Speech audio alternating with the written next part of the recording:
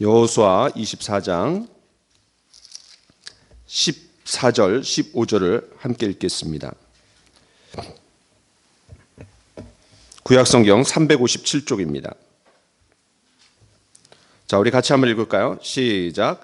그러므로 이제는 여호와를 경외하며 온전함과 진실함으로 그를 섬기라. 너희의 조상들이 강 저쪽과 애굽에서 섬기던 신들을 치워버리고 여호와만 섬기라. 만일 여호와를 섬기는 것이 너희에게 좋지 않게 보이거든 너희 조상들이 강 저쪽에서 섬기던 신들이든지 또는 너희가 거주하는 땅에 있는 아모리 족속의 신들이든지 너희가 섬길 자를 오늘 택하라. 오직 나와 내 집은 여호와를 섬기겠노라 하니. 아멘. 자, 오늘 말씀의 제목을 같이 한번 외쳐봅시다. 시작. 여호와만 경외하고 섬기라. 아멘. 우리는 가정의 달을 맞아서 영적 거장인 이 여호수아가 죽음을 앞두고 유언으로 남긴 말씀에 귀 기울이고 있습니다.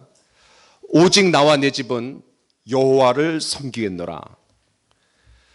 이 여호와를 섬긴다라는 것은 단지 구호로만 끝나서는 안 됩니다. 그 섬김은 선택으로 구체화되어야 합니다. 그래서 지난 주일에는 그 선택에 담겨 있는 네 가지 의미를 좀 살펴봤습니다. 첫 번째는 은혜를 토대로 한 선택입니다. 막무가내로 강압적으로 선택을 강요하는 것이 아니라 은혜를 토대로 한 선택입니다. 이스라엘은 하나님께서 자신들을 위해 해주신 위대한 일들을 다시 복귀하면서 하나님만 선택해야 했습니다. 두 번째는 실천이 뒤따르는 선택이었습니다. 구체적으로 이방 신들을 버려야 했죠. 세 번째는 즉각적인 선택이었습니다. 이방 신들을 바로 오늘 버려야 합니다. 머뭇거리거나 주저할 여유가 없었습니다. 하나님만 섬기기로 결정했다라면 그동안 내가 양다리 걸쳤던 그런 우상들을 지금 당장 버려야 했던 겁니다. 네 번째는 영향력을 가진 선택이었습니다. 여호수아 한 사람의 선택이 그 가정 전체로 이어졌고 이 여호수아와 그 집안의 선택이 모범이 되어 이스라엘 전체로 확장되어야 했기 때문입니다.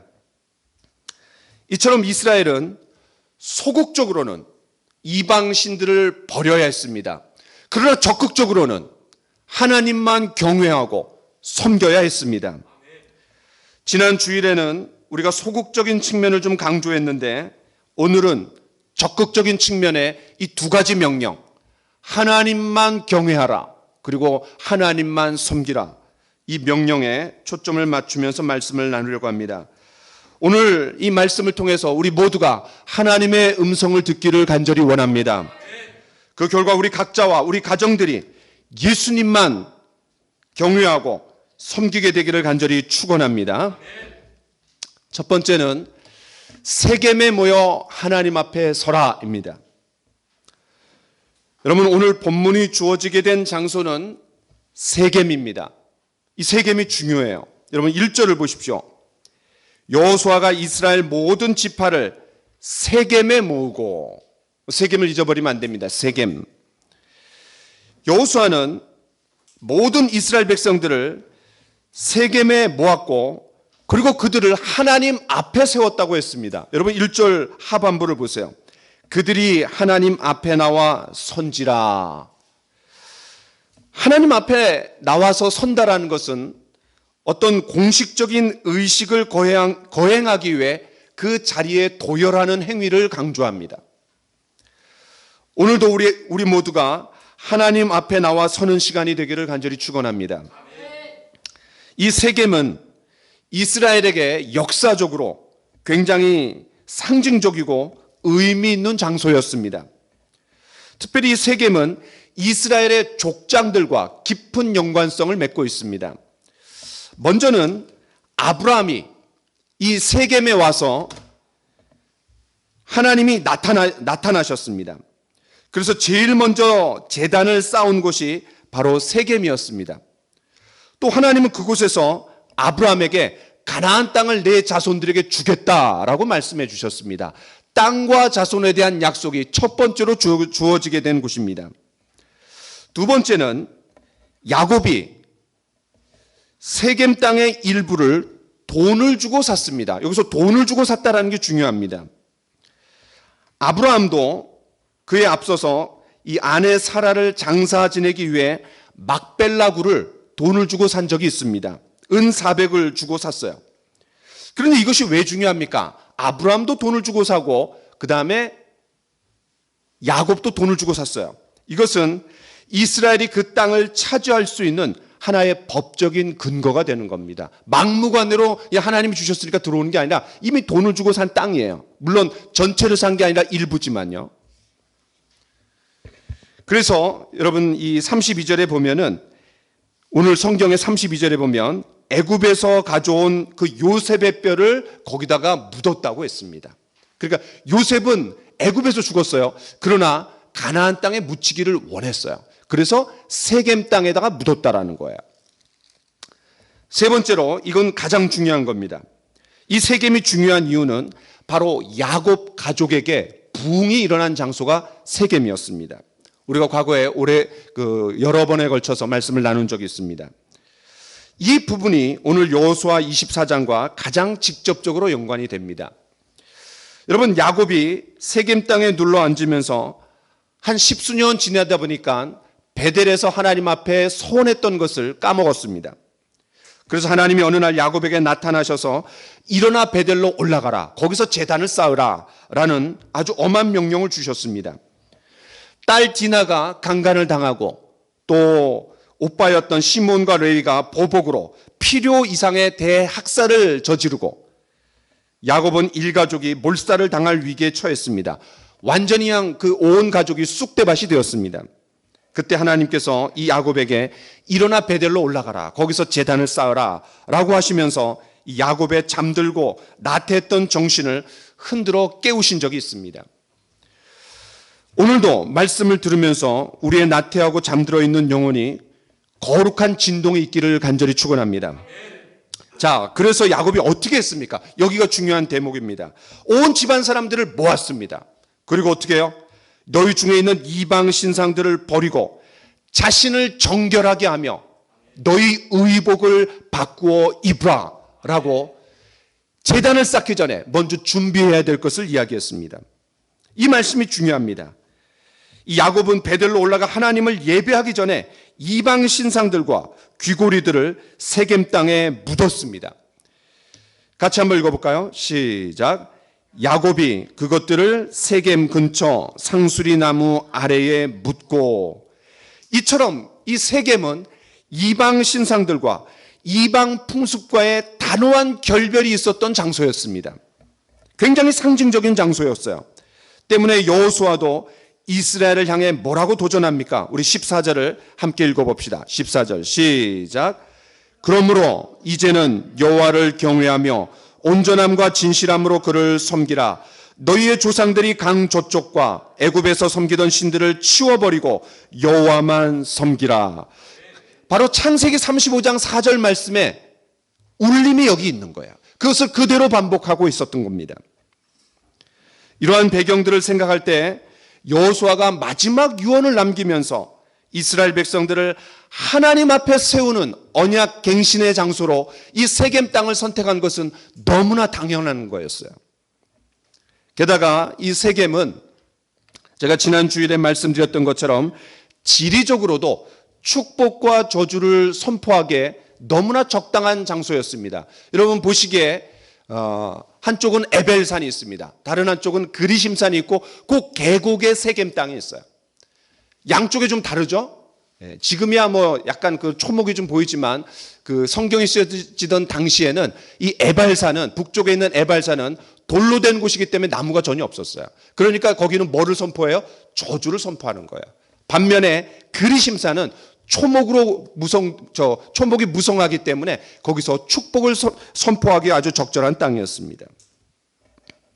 여러분 장소가 주는 영성이 있습니다.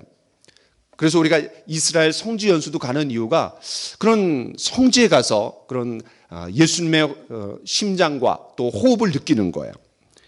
저는 신학교 다닐 때 또 그 신학교 근처에 제가 집이 있었기 때문에 거기서 오랫동안 살았는데 저는 본관 기도실에 자주 가서 기도를 드렸습니다. 서울신학대학교를 가보신 분들은 아시겠지만 그 본관에 그 총장실 바로 옆에 그 기도실이 있습니다. 어두컴컴한 곳인데요. 아주 작은 곳입니다. 그런데 왠지 그곳에만 가면 옷깃이 여며지고 또 마음이 평안해지고 주님의 임재가 느껴지며 그런 거룩이 느껴지는 장소였습니다. 우리가 함께 모여서 예배를 드리는 그런 예배당도 그런 곳 중에 하나입니다. 우리가 얼마든지 집에서 예배 드리는 거 상관없습니다. 그러나 우리가 예배당에 나와서 예배 드리는 것은 너무나 중요합니다. 지난 부활절 예배 후에 확대 당회를 하는데 우리 남전도 회장님이신 박기용 집사님이 이렇게 말씀하시더라고요. 목사님, 집에서 핸드폰을 가지고 예배를 드리는데 그 유튜브 라이브 예배를 드리는데 화면도 조그맣고 또 아무래도 집중도 잘 안 되고 마음이 느슨해집니다. 그런 얘기를 제가 들었어요. 그렇습니다. 아무리 우리가 우리의 마음가짐을 잘 해도 예배당에서 드리는 예배와는 좀 차이가 있습니다. 주일을 위해서 전날 우리는 쉼을 잘 갖고 또 몸과 마음을 준비합니다. 그리고 아침에 깨끗한 옷을 입고 또 가방에 성경과 찬송을 넣고 또 차를 타고 예배당에 옵니다. 이런 모든 행위들이 사실은 예배의 행위예요. 또 와서 성도들을 만나서 얼굴을 보면서 담소도 나누고 또 찬양팀의 섬김 속에 우리가 뜨겁게 찬양하고 또 말씀을 듣고 함께 결단하며 기도합니다. 그리고 정성스럽게 준비한 헌금을 하나님 앞에 드립니다. 이런 시간과 마음을 드리는 모든 것이 사실은 예배의 행위입니다. 자, 두 번째는 고대 조약의 합의문 형식을 빌려서 오늘 24장 말씀이 주어지는 겁니다.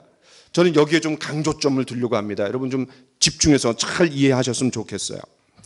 여러분 여호수아 24장은 죽음을 앞둔 여호수아의 유언이라고 했습니다. 유언은 좀 개인적인 겁니다. 그런데 조약을 맺는 것은 굉장히 공식적이고 국가적인 겁니다. 이 여호수아는 그 유언의 말씀이 너무나 중요하기 때문에 이 유언의 말씀을 특별히 그런 조약의 형식에 담아서 전했습니다. 모세는 시내산에서 그리고 모압 평지에서 두 번 이스라엘과 언약을 맺을 때 언약의 중재자 역할을 했습니다. 그런데 이 여호수아는 모세의 시종으로서 아주 충성된 종이었기 때문에 똑같이 8장에서 그리고 24장에서 두 번 언약의 중재자 역할을 하고 있습니다.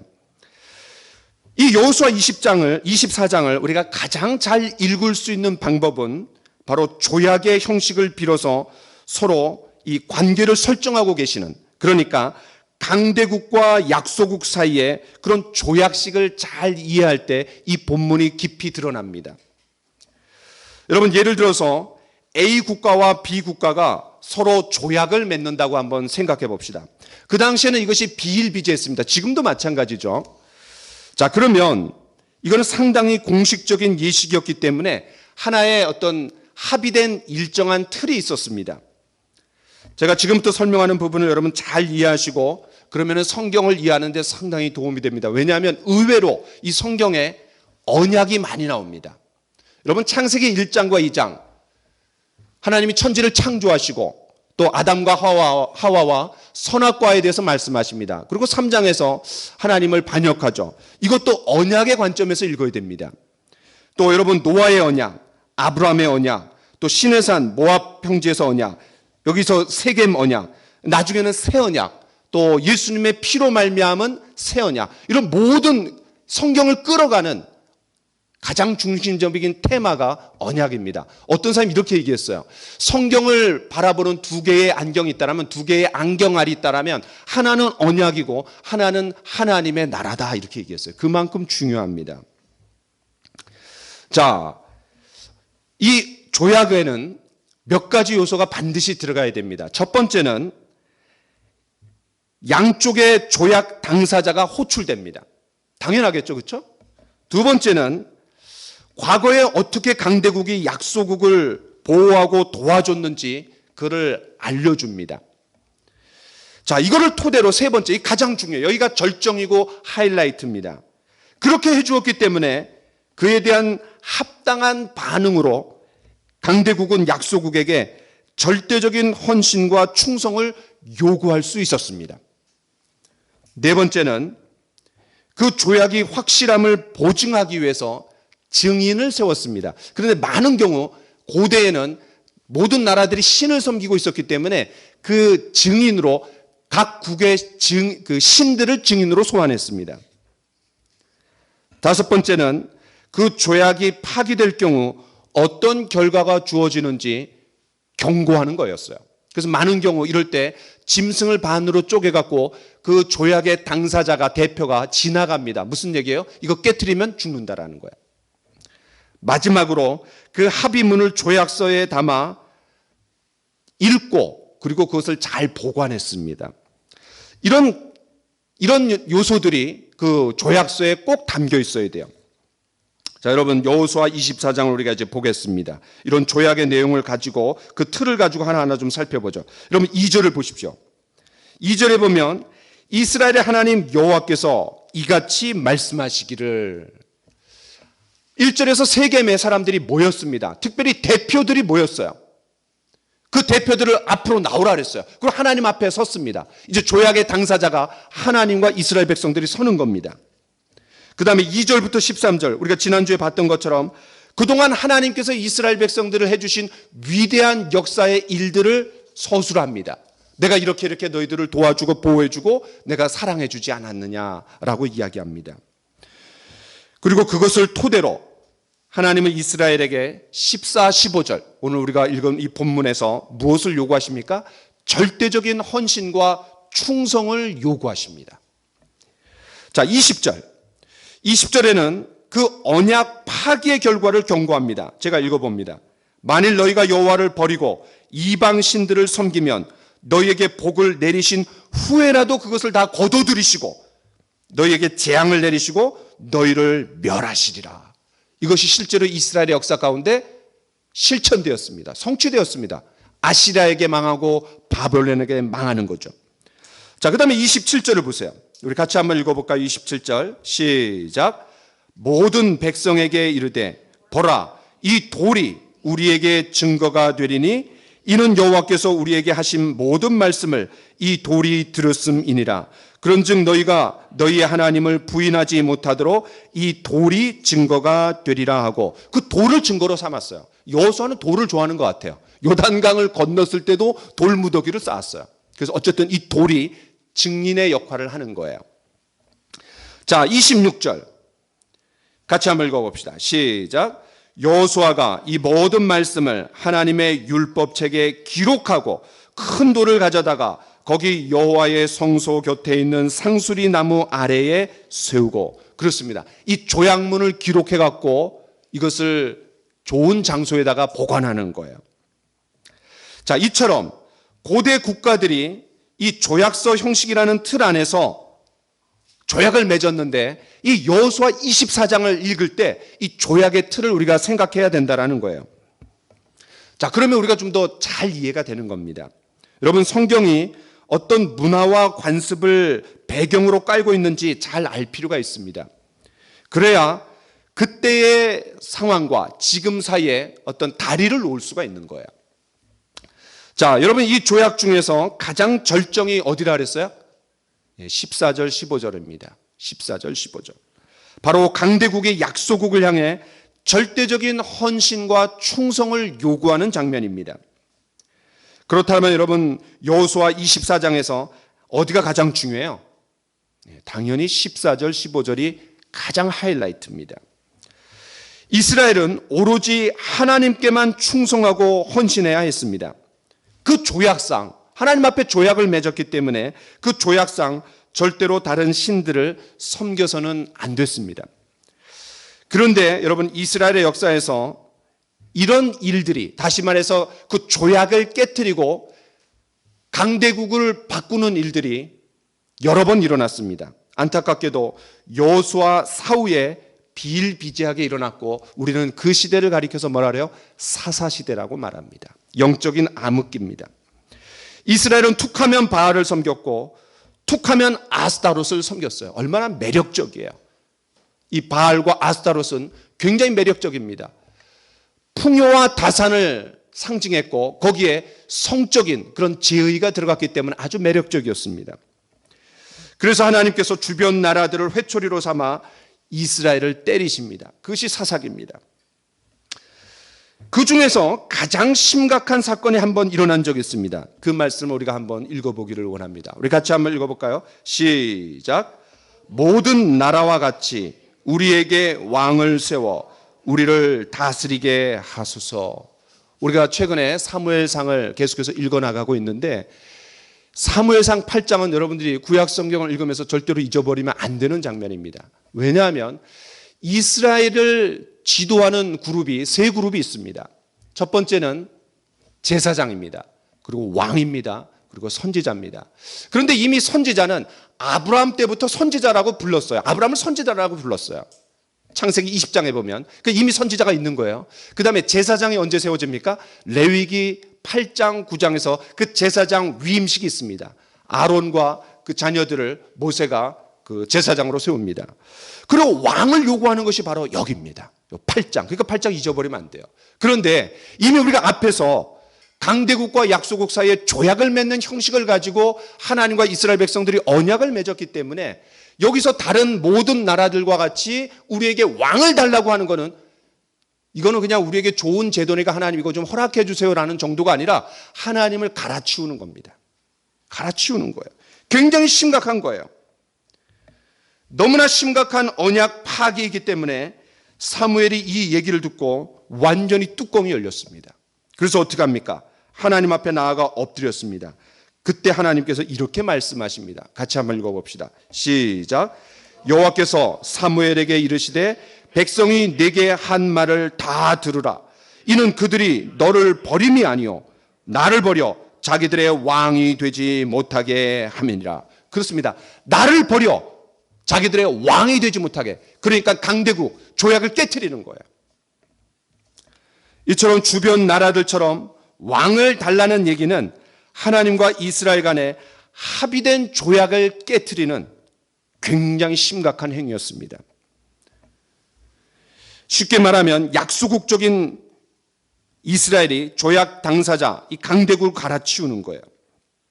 여러분 이런 관점에서 보면 아담과 하와가 선악과를 따먹은 것도 굉장히 심각한 범죄 행위였습니다. 그냥 하나님과 게임을 하다가 규칙을 하나 실수로 어긴 정도가 아니라 하나님과의 언약 관계를 깨트린 겁니다. 왜냐하면 창세기 1장과 2장과 3장은 하나님이 하나님의 나라를 일구시기를 원하시고 그 언약의 당사자로 아담과 하와를 세우시고 그 조약의 내용이 뭐냐면 선악을 알게 하는 나무의 열매를 먹지 말아라. 다른 모든 것들은 먹어도 좋다. 은혜를 베풀었어요. 근데 한 가지만 금지한 거였습니다. 다시 말해서 하나님의 나라를 뒤집으려고 한 반역 행위였습니다. 세 번째. 자, 이제 지금까지 말씀드린 내용을 배경으로 삼아서 이제 우리는 이 언약의 가장 핵심인 두 가지 명령, 이것을 다룰 준비가 되었습니다.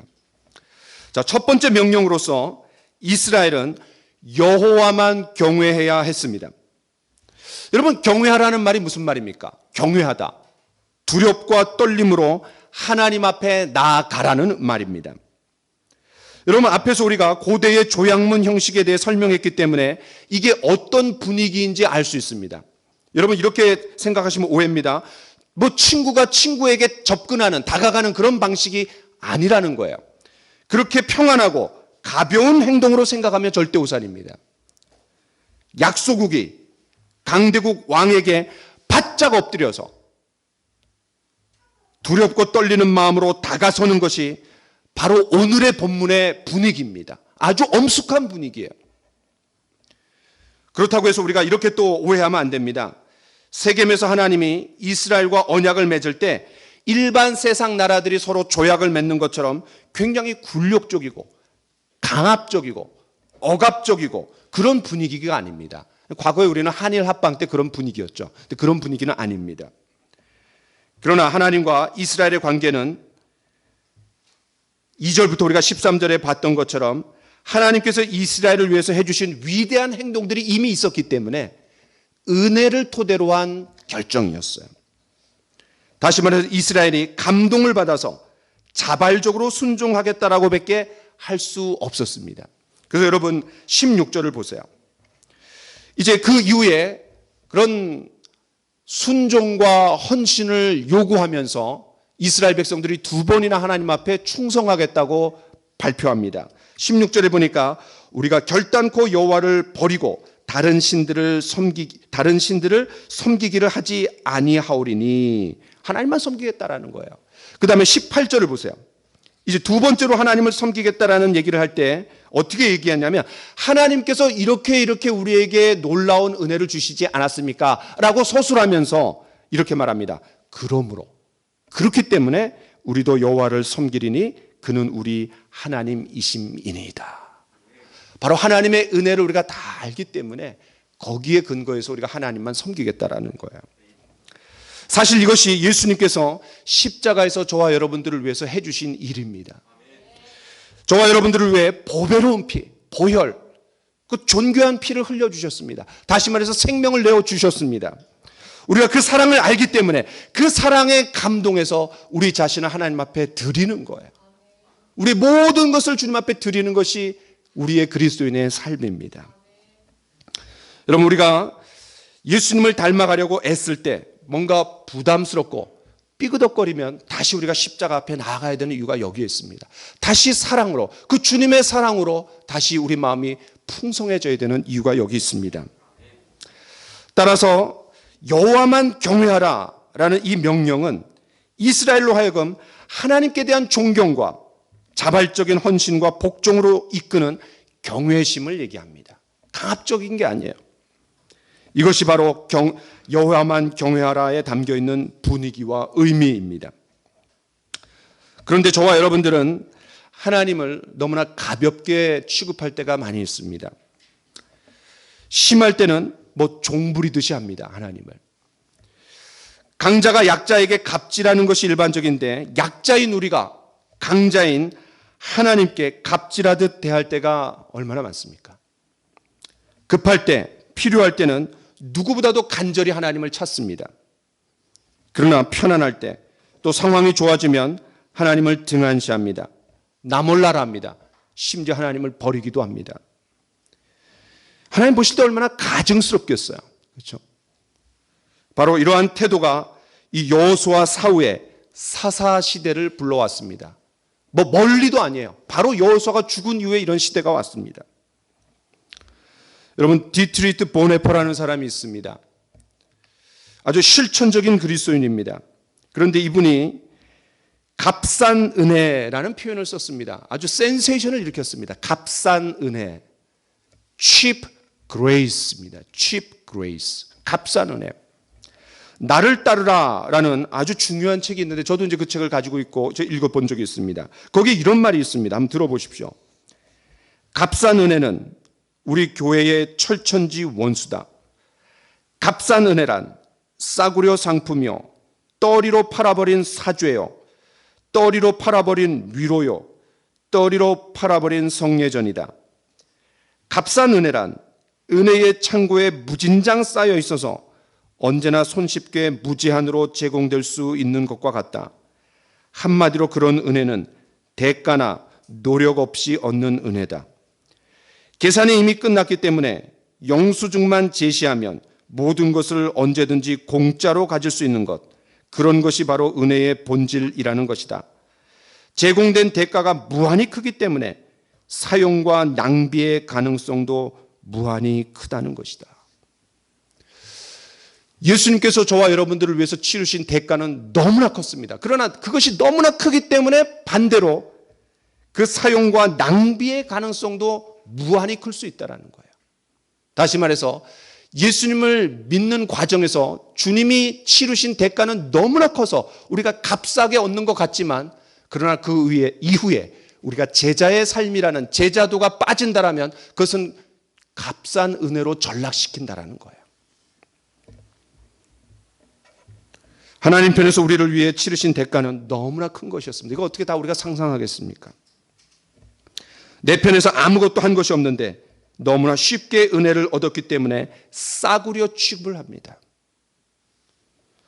구원받은 이후 예수님을 닮아가는 이런 제자의 삶이 생략된다라면, 다시 말해서 제자도가 없는 신앙생활은 값싼 은혜입니다. 하나님의 은혜를 천박하지 않은데 우리가 그렇게 천박하게 여기는 꼴이 되는 거예요. 보네포가 이 값싼 은혜라는 표현을 통해서 값을 치르며 대가를 치르며 포기와 희생의 삶을 헌신짝처럼 걷어차버리는 현대 그리스도인의 모습을 얼마나 날카롭게 꼬집고 있습니까? 두 번째 명령은 여호와만 섬기라입니다. 이 14, 15절에서 소극적으로는 이방 신상들을 버려야 되지만, 이방의 풍습들을 버려야 하지만, 적극적으로는 두 가지입니다. 하나님만 경외하라, 그리고 하나님만 섬기라. 이 두 가지 명령이 주어지는 겁니다. 여러분, 14, 15절에서 제가 지난주에 질문을 드렸습니다. 섬기다라는 말이 몇 번 나오는지. 몇 번 나온다 그랬어요? 7번 나옵니다.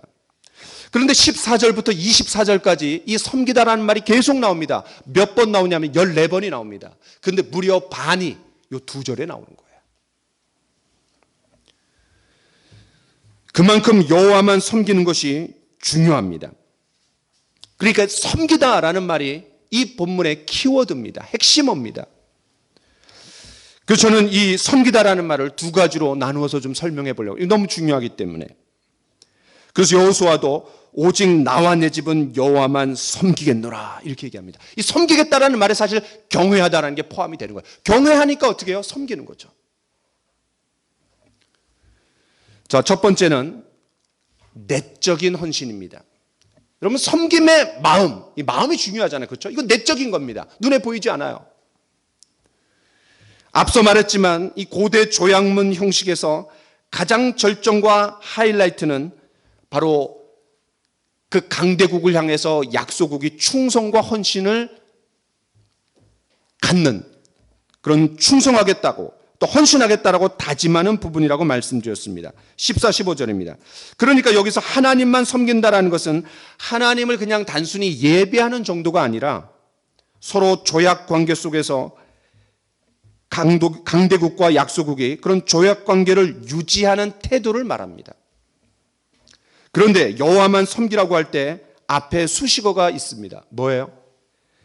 온전함과 진실함으로. 온전함과 진실함. 그냥 단순히 섬기라가 아닙니다. 온전함과 진실함으로. 진심은 뭐예요? 충성되게, 진실되게 하나님을 헌신하라는 거예요.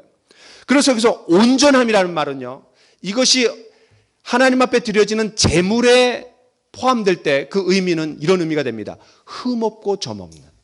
흠없고 점없는. 여러분, 우리가 출애굽기 12장에 보면 유월절을 위해서 1년 된 어린 양을 어떻게 드려요? 흠없고 점없는 수컷으로 드리라 했어요. 그때 흠없다라는 말이 바로 여기 온전하다라는 말이에요. 온전하다.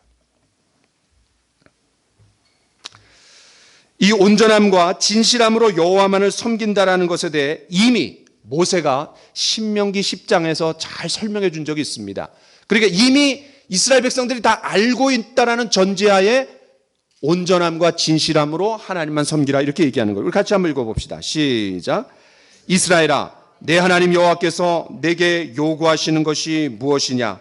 곧 내 하나님 여호와를 경외하여 그의 모든 도를 행하고 그를 사랑하며 마음을 다하고 뜻을 다하여 내 하나님 여호와를 섬기고.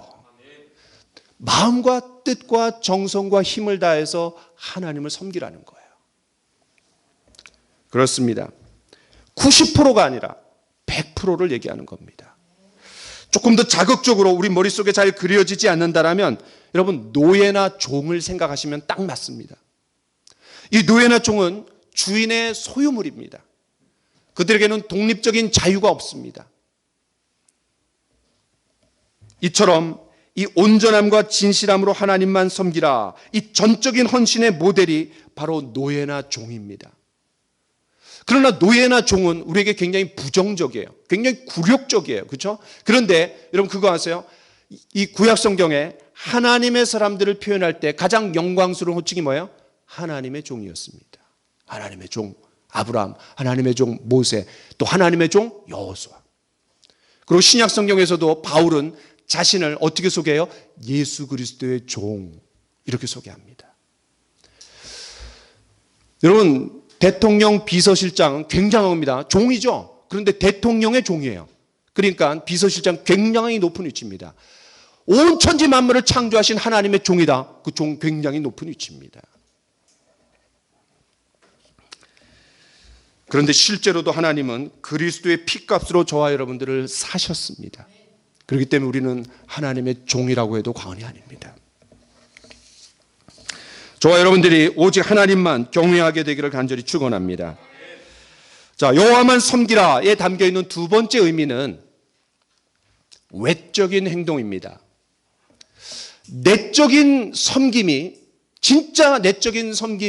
진짜라면은 외적인 행동으로 드러나고 나타나야 됩니다.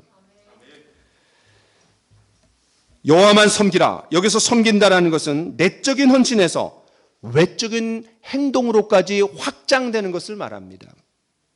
여러분, 섬기다라는 말은 히브리어로 아바드라는 말입니다. 그래서 제가 아바드라는 말을 찾아봤더니 아바드와 연관된 단어들이 되게 많고 제품도 있고 기업들도 되게 많더라고요. 아바드. 그런데 이 아바드라는 동사는, 자, 여러분 이 말씀을 같이 한번 읽어봅시다. 시작. 너는 이같이 이스라엘 자손 중에서 레위인을 구별하라. 그들이 회막에 들어가서 봉사할 것이니라. 봉사하다는 말이 아바드입니다. 여러분, 레위인들이 성전에서 봉사하는 행동들이 얼마나 많습니까? 희생 제물을 위해서, 예배를 위해서 섬겨야 하고, 또 성전에 거룩하지 못한 것들이 들어오는 것을 차단하고 방해해야 됩니다. 지켜야 됩니다. 또 레위인의 가장 중요한 사역 중에 하나는 같이 한번 읽어봅시다. 시작. 레위에 대하여는 일러스되 주의 법도를 야곱에게, 주의 율법을 이스라엘에게 가르치며 주 앞에 분향하고 온전한 번제를 주의 제단 위에 드리리이다. 이 말씀은 이 모세가 12지파를 축복하는 장면입니다. 성경에서 12지파를 축복하는 장면이 또 하나 나옵니다. 그게 뭐냐면 그 12지파의 그런 우두머리가 되는 12명의 아들 야곱이 죽기 전에 12아들을 축복합니다. 그런데 어떻게 이 12지파를 모세가 낳지도 않았는데 축복할 수 있어요? 이 모세는 건국의 아버지로서, 그리고 40년 동안 지지고 볶고하면서 자식처럼 여기는 거예요. 그럼 축복을 하는 거예요.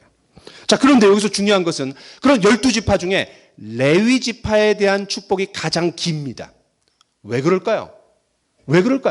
가나안 땅에 들어가서 그 레위지파는 땅을 분배받지 못했기 때문에 땅을 분배받은 각 지파의 삶의 현장에 같이 들어가서 같이 살면서 거기서 뭐 하라는 거예요? 하나님의 말씀을 가르치는 거예요. 그리고 하나님 앞에 예배하는 삶으로 인도해야 될 책임이 있었습니다. 자, 그러면 우리가 이 여호수아담의 사사기입니다. 영적인 암흑기예요. 그럼 누가 잘못한 거예요? 레위인들이 잘못한 겁니다. 그래서 여러분 그 17장부터 21장까지 보면은 그런 사사기에 반복되는 중요한 주제 말씀이 뭐예요? 그때에 이스라엘에 왕이 없으므로 사람들이 자기 소견에 옳은 대로 행하였더라. 그게 어디에 나오냐면 17장부터 21장 사이에 계속해서 나옵니다. 근데 거기 주인공들이 레위인들입니다. 자, 어쨌든 이제 이 레위인들이 해야 되는 가장 중요한 일들이 뭐냐면 사람들에게 하나님의 말씀을 가르치는 거였어요. 가르치는 거. 이 가르치는 거는 외적인 겁니다. 이처럼 섬기다라는 뜻을 가진 이 아바드는 내적인 헌신과 함께 외적인 행동을 포함합니다. 성전에서는 예배를 돕고 성전을 거룩하게 지키고, 그리고 이스라엘 백성들의 삶의 현장에 들어가서 그들에게 성경 말씀을 가르치고 그들에게 모델이 되는 삶을 사는 거예요. 기본적으로 섬기다라는 것은 내적인 헌신입니다. 그러나 이 내적인 헌신은 너무나 모호하고 측정이 불가능해요. 어떻게 측정하겠어요? 어떻게 알아요? 그러니까 외적인 행동으로 드러나야 되는 겁니다. 자, 그렇다면 우리가 외적인 행동으로 구체적으로 어떻게 행동으로 드러나야 됩니까? 우리 같이 한번 또 말씀을 봅시다. 아까 읽었던 말씀인데 제가 덧붙였습니다. 시작. 이스라엘아, 내 하나님 여호와께서 내게 요구하시는 것이 무엇이냐?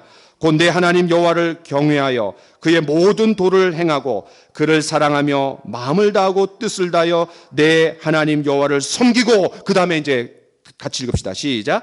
내가 오늘 내 행복을 위하여 내게 명하는 여호와의 명령과 규례를 지킬 것이 아니냐. 그렇습니다. 섬기다라는 게 뭐예요? 마음의 내적으로 섬기지만 그럼 외적으로 섬기는 게 뭐예요? 하나님 말씀에 순종하는 삶으로 나타나야 된다는 겁니다. 그럼 무엇에 대한 순종입니까? 바로 하나님의 말씀에 대한 순종입니다. 말씀에 대한 순종이에요. 때문에 이 아바드는 하나님의 말씀에 대한 태도와 직결됩니다.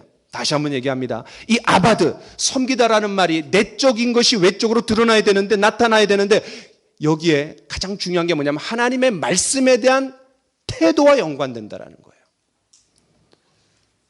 한 말씀 봅시다. 시작. 평생에 자기 옆에 두고 읽어 그의 하나님 여호와를 경외하기를 배우며 이 율법의 모든 말과 이 규례를 지켜 행할 것이라. 제가 질문 한번 드려보겠습니다. 이 신명기 말씀이거든요. 지금 누구에게 주어지는 말씀이에요, 이게? 누굽니까? 왕들에게 주어진 말씀입니다. 왕들. 그러니까 이 왕의 통치 원리가 뭐라는 거예요? 하나님 말씀이에요. 여러분, 왕이 얼마나 바쁩니까? 할 게 얼마나 많아요. 그런데 가장 중요한 일이 뭐예요? 하나님 말씀 앞에 가까이 두고 늘 그것을 읽고 거기서 하나님 경외하기를 배우라는 얘기예요. 저와 여러분 중에 왕보다 더, 대통령보다 바쁜 사람이 있습니까? 그만큼의 책임과 고난이 큰 사람이 있습니까? 그렇지 않습니다. 그런데 이 말씀을 문자 그대로 지킨 왕이 있었습니다. 문자 그대로 지킨 왕이 있어요. 자, 같이 한번 읽어봅시다. 시작. 나는 영의 식탁에 나가기 전에 육의 식탁에 나간 적이 없다. 얼마나 도전적입니까? 왜 아브라함 링컨이 그렇게 존경받는지, 그리고 왜 위대한 그런 대통령인지, 이 한마디에 담겨 있는 것 같아요. 여러분, 성경이 없이 링컨은 없습니다. 감히 이렇게 말할 수 있는 것은 링컨의 인생이 성경과 함께 숨쉬고 또 성경과 함께 산 위대한 생애였기 때문에 그렇습니다. 그는 가정 형편이 어려워서 학교 공부는 많이 하지 못했지만 성경을 읽고 또 읽어서 위대한 사람이 되었습니다. 어린 링컨이 친어머니로부터 유일하게 물려받은 것은 바로 손때 묻은 성경책 한 권이었다고 합니다. 링컨이 9살이 되던 해에 어머니가 풍토병으로 돌아가셨습니다. 그리고 유언처럼 이런 말씀을 남겼습니다. 한번 들어보십시오. 어머니가 링컨에게 하는 말입니다. 이 성경책은 내가 부모님으로부터 물려받은 것이란다. 내가 여러 번 읽어 많이 낡았지만 우리 집안의 값진 보물이란다. 나는 너에게 100에이커의 땅을 물려주는 것보다 이 한 권의 성경책을 물려주는 것을 진심으로 기쁘게 생각한다. 너는 성경을 부지런히 읽고 성경 말씀대로 하나님을 사랑하고 이웃을 사랑하는 사람이 되어다오. 이것이 나의 마지막 부탁이란다. 야, 놀라운 거예요. 링컨은 하나님만 섬기는 외적인 행동을 몸소 보여준 위대한 표본이었습니다. 여러분, 우리가 앞서 신명기 10장 12, 13절을 보았는데 한 말씀을 더 읽어보겠습니다. 같이 읽어봅시다. 시작. 너는 마음을 다하고 뜻을 다하고 힘을 다하여 내 하나님 여호와를 사랑하라. 이 말씀을 너는 마음에 새기고 내 자녀에게 부지런히 가르치며 그것을 내 손목에 메어 기호로 삼으며 내 미간에 붙여 표로 삼고. 마음과 뜻과 힘과 정성을 다해서 하나님을 경외하고 하나님만 섬기라라고 아까 신명기 10장에 나왔습니다. 그런데 신명기 6장에서도 마음과 뜻과 힘과 정성을 다해서 내 하나님 여호와를 사랑하라고 얘기합니다. 그럼 하나님만을 사랑하는 증거는 어떻게 표현이 되어야 돼요? 첫 번째는 마음의 색이라는 거예요. 우리 마음판의 색이라는 거예요. 우리가 중요한 말일수록 마음에 담아두지 않습니까? 또 어떻게 합니까? 자녀에게 가르치라는 거예요. 다시 말해서 다른 사람들에게, 또 영적인 자녀들에게, 우리 후배들에게 하나님 말씀 가르치라는 거예요. 세 번째는 어떻게 합니까? 손목에 매라는 거예요. 미간에 붙이라는 거예요. 뭐예요? 손목은 이 능력을 얘기해요. 행동을 얘기해요. 그다음 미간은 뭐예요? 우리의 사고예요. 그러니까 사고와 언행을 지배하게 만들라는 거예요. 여러분 신명기 10장에서 마음과 뜻과 힘을 다하여 하나님을 경외하라고 했는데 이 신명기 6장에서도 마음과 뜻과 힘을 다해서 하나님을 사랑하라. 그러니까 하나님을 경외하는 것과 하나님을 사랑하는 것이 같이 가는 거예요.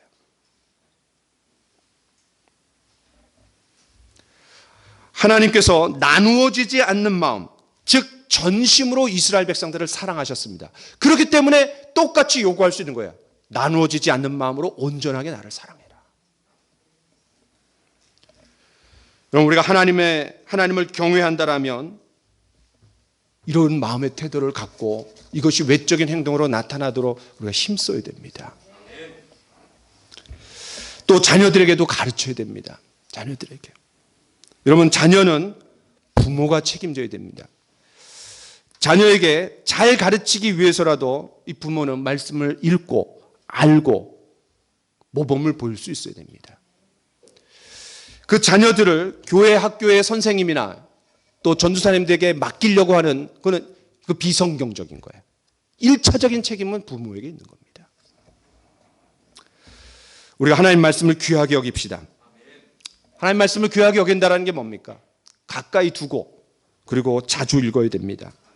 영의 양식을 왕성하게 우리가 섭취할 수 있어야 됩니다. 밥을 안 먹는다는 건 뭐예요? 병들었다는 증거입니다. 우리가 하나님의 뜻을 아는데 부지런해야 합니다. 그런데 저와 여러분들이 얼마나 하나님을 함부로 대할 때가 있습니까? 뭘 보면 알 수 있어요? 하고 싶으면 하고 하고 싶지 않으면 안 하는 거예요.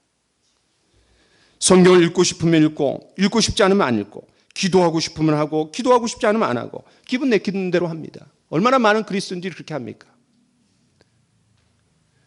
한국에 있는 그리스도인들 중에 10% 정도만 10%도 안 돼요. 매일 성경 읽고 기도한답니다. 그만큼 이게 어려운 건가 봐요. 여러분 성경 한 장 읽는데 몇 분 걸려요? 평균 3분 걸린다고 합니다. 3분. 여러분 4장을 읽으면 몇 분이에요? 12분입니다. 근데 우리 몇 장씩 읽기로 했어요? 2장입니다. 몇 분이에요? 6분입니다. 야, 하루에 6분, 하루에 5분. 냅시다 좀. 5분 냅시다. 냅시다. 하루에 4장을 읽으면 1년 1독이 되는데 우리가 뭐 2장씩 읽더라도 2년에 1독 하더라도 한번 해봅시다. 3월하 이제 내일부터 읽게 되는데 저 여러분 모두가 함께 여기에 좀 거룩한 동참이 있기를 원합니다. 우리가 인풋이 있어야지 아웃풋이 있는 거잖아요. 뭐 들어온 게 있어야지 나가는 게 있을 거 아니에요. 성경에 이런 말씀이 있죠. 경건의 모양보다도 경건의 능력이 있어야 되지 않겠냐. 저는 경건의 모양이라도 좀 있었으면 좋겠어요. 뭔 모양이라도 있어야지 경건의 능력이 나올 수 있는 통로가 되잖아요. 자, 가정의 달을 맞아서 우리 모두가 새롭게 하나님 앞에 서서 하나님 말씀을 귀하게 여기는, 하나님을 경외하고 하나님만을 섬긴다는 구체적인 표현이 바로 하나님 말씀으로 가까이 나가는 겁니다. 오직 나와 내 집은 여호와를 섬기겠노라. 뭐 대단한 결단을 하는 게 아닙니다. 다시 기본으로 돌아가자는 거예요. 다시 기본으로 돌아가는 거. 말씀과 기도로 거룩해진다고 했습니다. 여러분 기본, 우리 신앙생활의 기본이 뭡니까? 말씀과 기도입니다. 말씀과 기도. 우리 모두 다시 기본으로 돌아갑시다. 예수만 섬기는 우리 집, 말씀과 기도의 삶을 내 삶의 중심축에 두도록 합시다. 남편도 하나님의 말씀을 읽고 옆에서 아내도 하나님 말씀을 읽고 그 자녀들도 그 모습을 보면서 하나님의 말씀을 귀하게 여기고 함께 성경 말씀을 나누고 그것이 성경의 언어가 우리의 언어가 되고 그것이 우리의 삶을 결정하고 우리 가정의 분위기를 결정하고 우리 가정의 문화를 결정하고 이런 놀라운 가정이 되기를 원합니다. 자, 마지막으로 링컨 이야기를 좀 더 하고 마치려고 합니다. 어머니는 낸시였다고 합니다. 이 낸시는 틈만 나면 통나무 의자에 앉아 성경책을 펼치고는 이야기 보따리를 풀었습니다. 링컨은 그때를 회상하며 이렇게 말했습니다.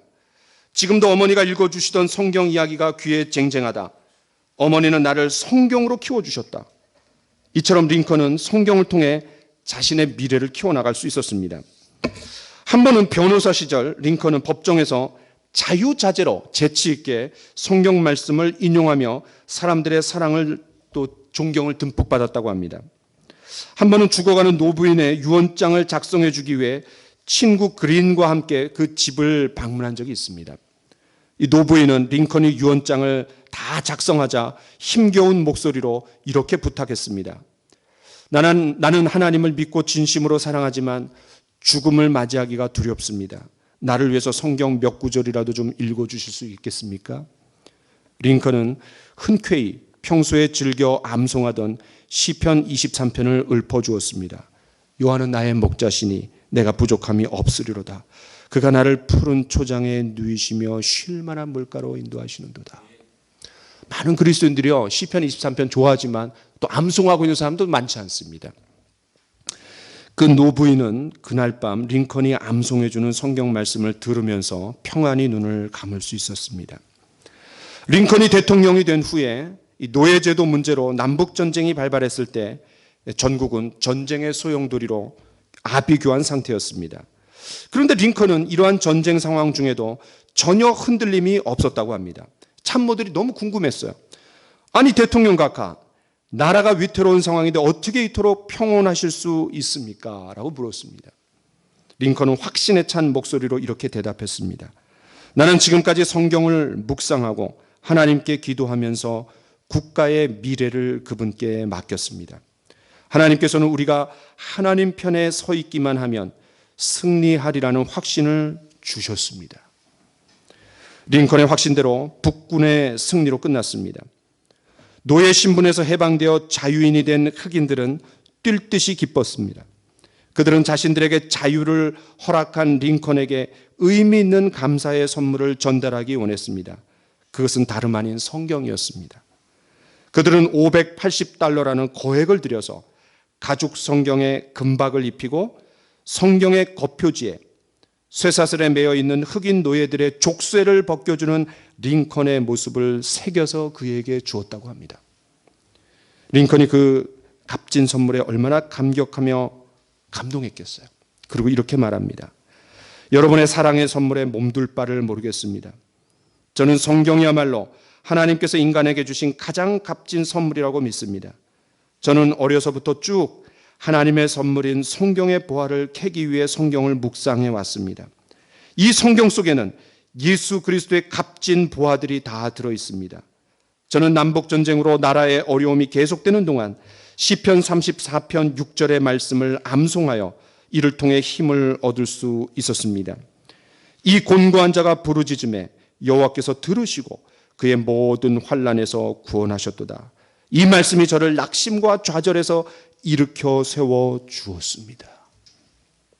링컨은 대통령 취임식 석상에서 조그맣고 낡은 성경책을 하나 꺼내들고 이렇게 고백했다고 합니다. 이 낡은 성경책은 바로 어머니께서 저에게 물려주신 성경입니다. 저는 이 성경책으로 말미암아 대통령이 되어 여기 이 자리에 서게 되었습니다.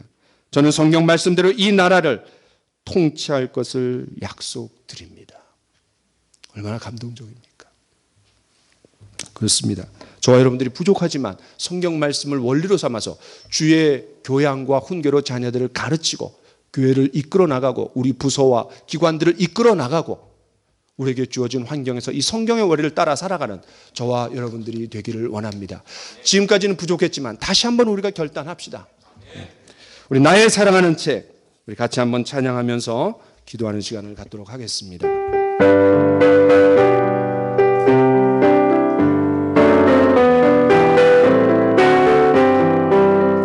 나의 사랑하는 책 비록 헤어졌으나 너의 무릎 위에 앉아서 재미있게 듣던 말 그때 일을 지금도 내가 잊지 않고 기억합니다.